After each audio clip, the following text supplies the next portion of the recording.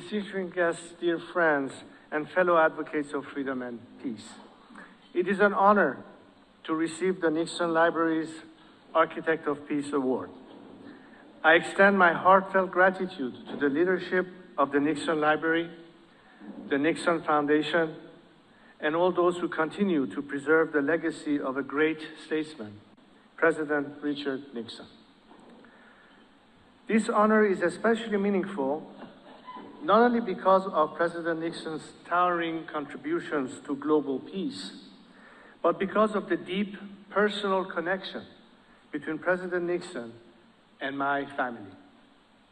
Tonight, as we reflect on the legacy of peace and diplomacy, we also recognize that standing for what is right sometimes requires standing alone, something President Nixon understood better than most.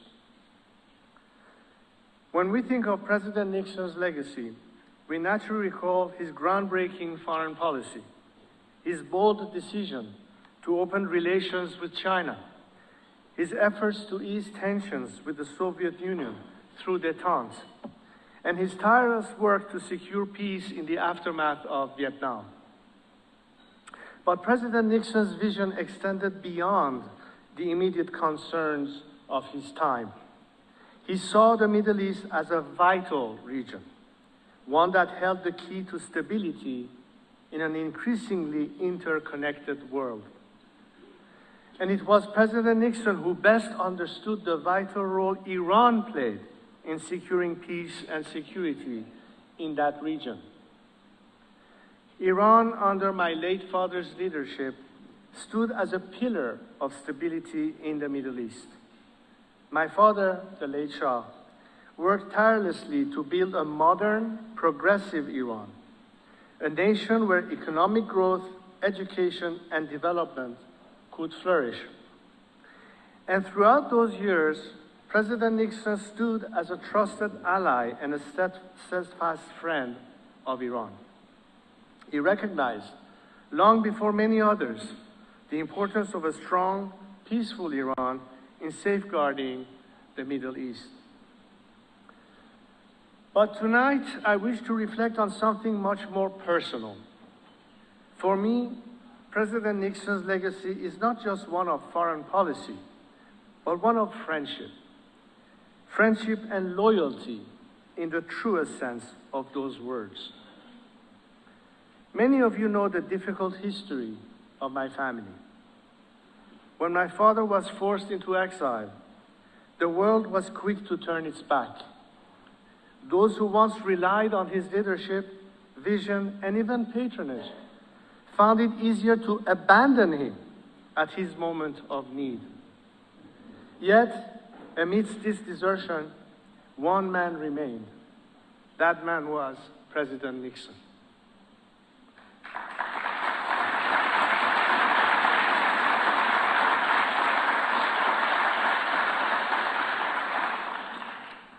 When my father passed away in 1980, President Nixon did not hesitate to travel to Egypt for his funeral. In doing so, he joined President Anwar Sadat as one and the only two world leaders of significant global stature to attend. Despite the shifting political winds, despite the ease with which so many others had turned away, President Nixon chose to stand by his friend, and in doing so, he stood by the people of Iran. It was not a decision based on political expediency. It was a decision rooted in integrity and conviction. President Nixon knew what so many others chose to forget, that true friendship is not about convenience, not performatively, but instinctively. He knew that standing on the right side of history meant doing so even when it is not popular. Today, as I reflect on those difficult years, while I feel immense personal affection and appreciation for Presidents Sadat and Nixon, I feel no bitterness toward those other world leaders who abandoned my father and my nation. Indeed, I do not think much about them at all. For me, the greatest recognition does not come from the actions of world leaders or political figures. It comes from the people of Iran themselves.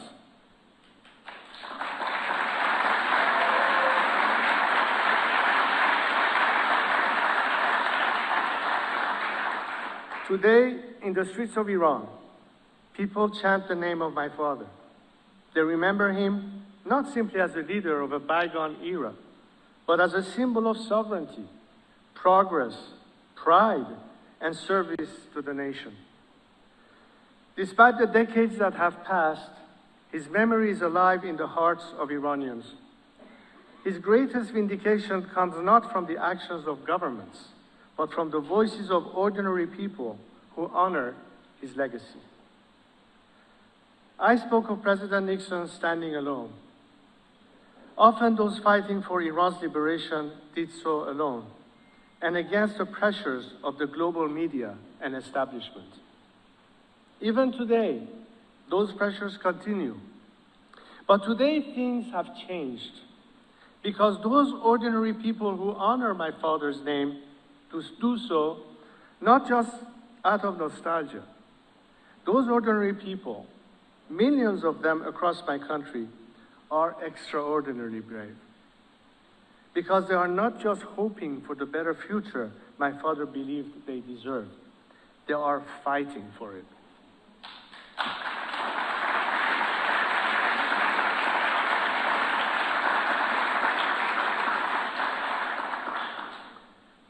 I was often told that I would not get far in my campaign for my country because I did not have the apparatus of state, certainly not the proper funding, and no army. But now, I have such an army, my extraordinarily brave compatriots.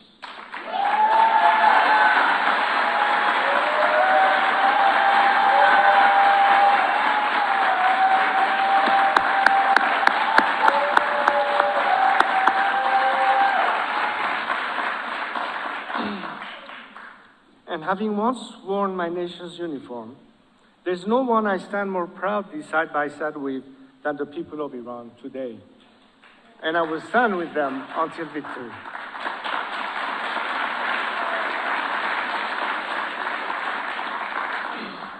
And so, as I accept this award tonight, I do so not just for myself. This honor belongs to the people of Iran. They are the true architects of peace. For decades, they have endured unimaginable suffering under a brutal regime that has sought to extinguish their hopes and dreams. Yet, despite everything, they continue to rise. They continue to fight for the realization of our great civilization.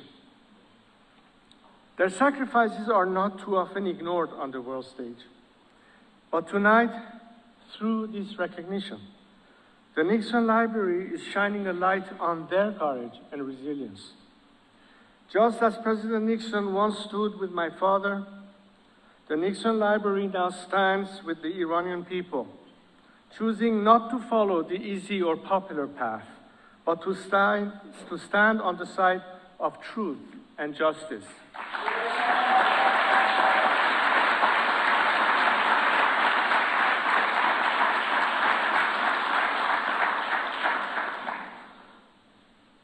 For over 4 decades, the people of Iran have been engaged in a struggle for their most basic human rights.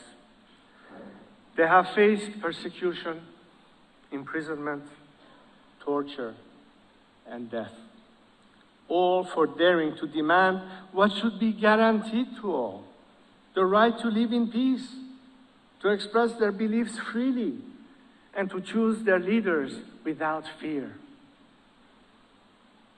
From the student movement of 1999 and the regime's deadly attack on the Tehran University students' dormitory, to the protests of 2009, where millions took to the streets in the name of freedom, to the freedom fighters of November 2019, to the brave youth of today who risk everything by defying the regime's oppressive laws, these are the true architects of peace.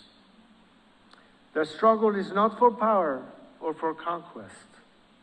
It is for the simple yet profound right to live in dignity. Yet we stand at a dangerous juncture. The winds of war are blowing across our region. But let us be clear, this is not the war of the Iranian people. This is the war of a dictator, Ali Khamenei, who thrives on division and conflict.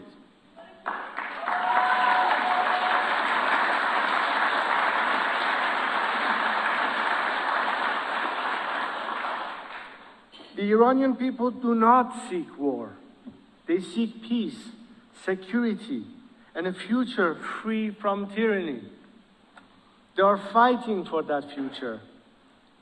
Theirs is not just a quest to free Iran, but to free the Middle East, Arabs and Israelis from the terror of the Islamic Republic. It is because of them, my dear compatriots, that I have stayed in this fight. I seek nothing for myself, only to serve them.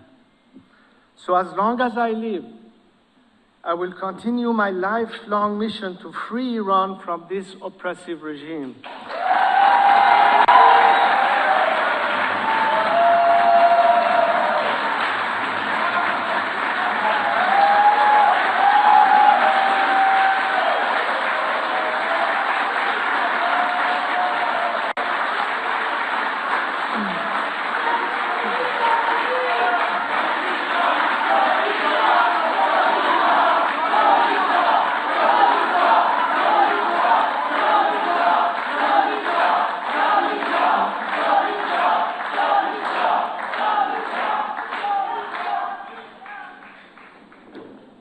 I will do everything in my power to ensure that the future of Iran is one of peace, democracy, and justice.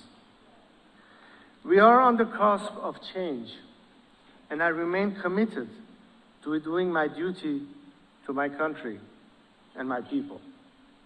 I will work tirelessly to oversee and ensure that Iran undergoes a peaceful and secure transition to a secular democracy, one where every citizen can be as an equal, free from any form of discrimination.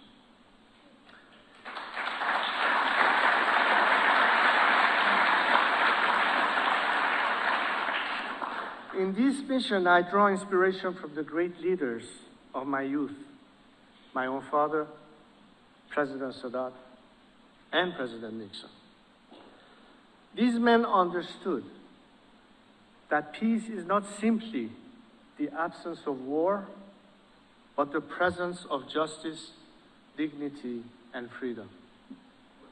They were architects of a better world, and it is their legacy that I seek to carry forward.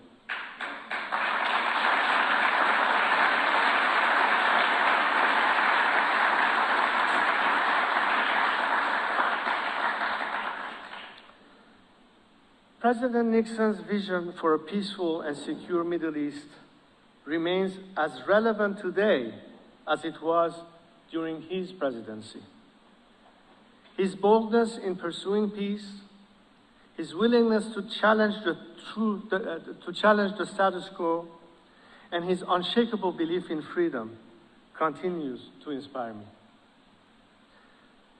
As I accept this award, I do so with not hope, but belief that we are nearing the day when the Iranian people will once again take their rightful place in the world, a free, democratic, and peaceful Iran.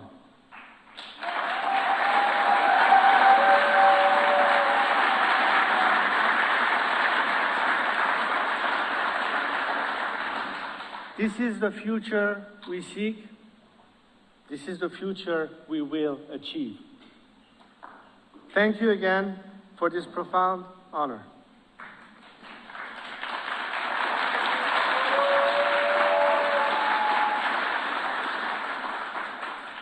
I accept it in memory of all those Iranians who have lost their lives in the battle to reclaim Iran. As President Nixon's epitaph says, the greatest honor history can bestow is the title of peacemaker. Tonight, you have honored the memories of my fallen compatriots.